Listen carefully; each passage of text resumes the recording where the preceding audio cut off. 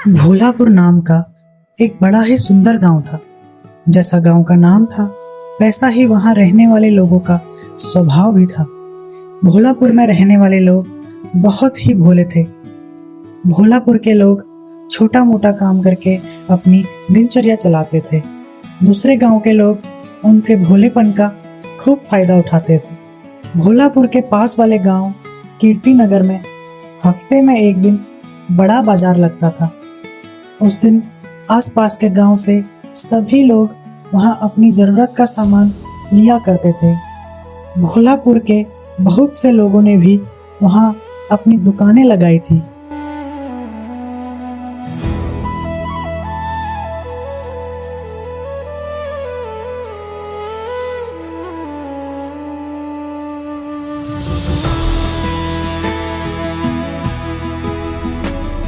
भाई चलो चलो, वो जलेबी की दुकान उस भोलापुर वाले रामू की है। उसके पास से जलेबी लेते हैं और उसे बातों में फंसा के उसकी जलेबी बिना पैसे के ही खा लेंगे। हाँ हाँ चलो भाई, उसके भोलेपन का कोई फायदा तो उठाया जाए। ये भोलापुर वाले तो होते ही बेवकूफ हैं। दोनों जोर से हंसते हैं और रामू की दुकान के पास जाकर खड़े हो जाते हैं और उससे जलेबी मांगने लगते हैं। रामू भाई, जलेबी कैसी दी? दिखने में तो बहुत ही बढ़िया लग रही है। क्या खाने में भी इतनी ही बढ़िया है? भाई जरा चख के देख लो, आसपास के सभी लोग मेरी ही दुकान से जलेबी ले जाते हैं। इसमें आपको कोई कमी महसूस नहीं होगी। रामू 2 प्लेट में एक एक जलेबी दोनों ग्राहकों को चखने के लिए देता है। दोनों बड़े ही चाव से जलेबी खाते हैं। पूरी जलेबी खाने के बाद दूसरा आदमी बोलता है, क्या रामू भाई, आपने तो इतनी कम जलेबी दी, इससे क्या ही पता चलेगा आखिर जलेबी बनी कैसी है। ये जलेबी तो मुंह में जाते ही घुल गई। क्यों भाई, क्या बोलते हो? हाँ भाई, ऐसा लगा मानो ऊंट के मुंह में जीरा डाल दिया हो। ये कोई बात नहीं बनी रामू भाई, आप फिर से थोड़ा और जलेबी दो हमें चखने के लिए। हम तब ही बता पाएंगे कि जलेबी स्वाद बनी भी है या नहीं। रामू ने एक और प्लेट जलेबी उन दोनों को दे दी। दोनों चाव से जलेबी खाने लगे। फिर से जलेबी खाने के बाद पहला आदमी बोला, क्या रामू भाई, फिर से कंजूसी कर दी? पहले जितनी दी इस बार तो उससे भी कम दी। खाने में तो मजा ही नहीं आया। हाँ हाँ भाई, तुम बिल्कुल ठीक कह रहे हो। रामू भाई, अब तुम ही बताओ, हम कैसे फैसला करें कि जलेबी लेनी भी है या नहीं? तुम कंजूसी ही इतनी कर रहे हो जलेबी खिलाने में। कोई बात नहीं भाई, मैं आप दोनों के लिए एक एक पीस और लगा देता हूँ। आप चिंता ना करें, आपको मेरे हाथ की जलेबी जरूर पसंद आएगी। रामू फिर से जलेबी की एक एक प्लेट दोनों को देता है और दोनों बड़े ही चाव से जलेबी खाते हैं। ऐसा लगभग 1-2 बार और होता है। दोनों ही इतनी जलेबी खाते हैं, दोनों का पेट ही भर जाता है। जैसे ही उनकी जलेबी खत्म होती है, रामू उनसे पूछता है, बोलो भाई, कितनी जलेबी तोलनी है आप दोनों के लिए? और आप लोग ये भी बताओ कि आप दोनों को जलेबी कैसी लगी? रामू भाई, जलेबी में कुछ खास मजा नहीं आया और ऊपर से तुमने इतनी ज्यादा जलेबी खिला दी, अब पेट में जगह ही नहीं है। क्यों भाई, क्या बोलते हो तुम? हाँ भाई, तुम सही कह रहे हो। रामू भाई की जलेबी में कोई स्वाद नहीं है और इस जलेबी को तो सिर्फ चखने में ही हमारा पेट भर गया। घर ले जाके क्या ही कर लेंगे। कोई बात नहीं रामू भाई, अगली बार देखते हैं। इतना कहने के बाद वो दोनों वहां से चले जाते हैं। उनके जाने के बाद रामू बहुत निराश हो जाता है।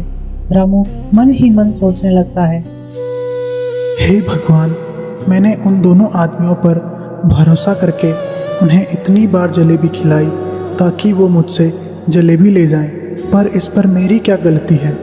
सुबह से सिर्फ 3-4 किलो जलेबी ही बिकी है, बाकी सिर्फ ऐसे ही लोगों ने चखने के बहाने ही ख़त्म कर दी।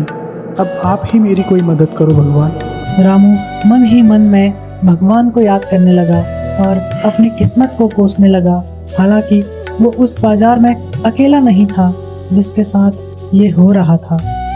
भोलापुर के लोगों की लगभग सारी दुकानों में दूसरे गांव के लोग ऐसा ही कर रहे थे। कुछ ही लोग थे जो कि उनसे अच्छे से सामान ले रहे थे, लेकिन ज्यादातर लोग उन्हें बेवकूफ बनाने में लगे हुए थे।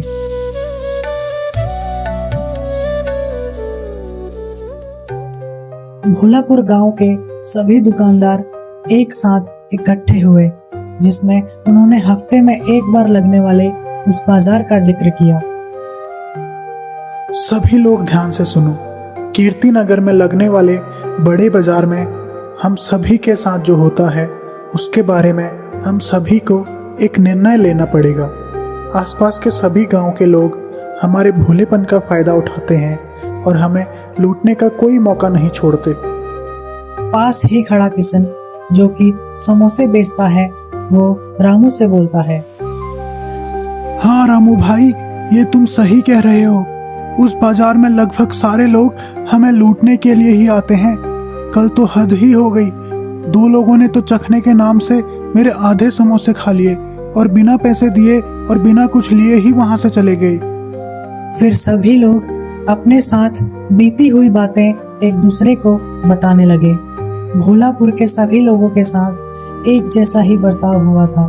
कीर्ति नगर के बड़े बाजार में उनके साथ ज्यादातर लोगों ने ऐसी ही ठगी की थी। सभी लोग अपनी अपनी तरकीब बताते हैं और आखिर में एक निर्णय लेते हैं। हम सभी लोगों को राजा के पास जाना चाहिए। मैंने सुना है राजा कमल आनंद बहुत ही नेक इंसान हैं। वो हमारी समस्या का समाधान जरूर देंगे। हमें कभी ना कभी तो ये कदम उठाना ही था। हाँ रामू भाई, तुम सही कह रहे हो। हमें राजा जी के पास हमारी ये समस्या लेके जाना ही पड़ेगा। सिर्फ वो ही हैं जो हमारी इस समस्या का समाधान निकाल सकते हैं और आसपास के गांव में सभी को एक सबक सिखा सकते हैं। भोलापुर के सभी दुकानदार राजा के पास जाते हैं और एक एक करके अपनी समस्या राजा कमल आनंद को बताते हैं।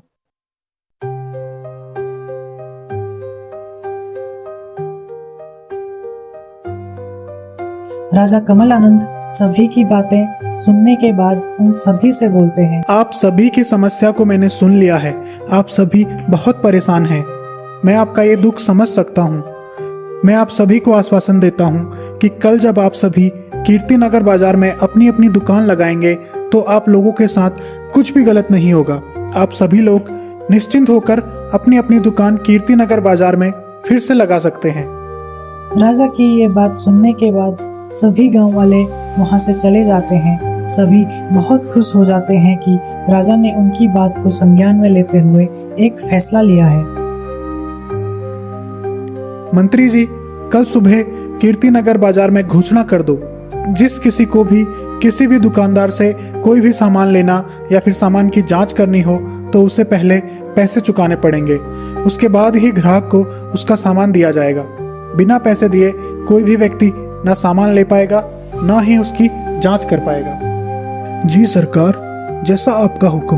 मैं कल सुबह सुबह बाजार खुलते ही सभी के सामने ये घोषणा करके आऊंगा।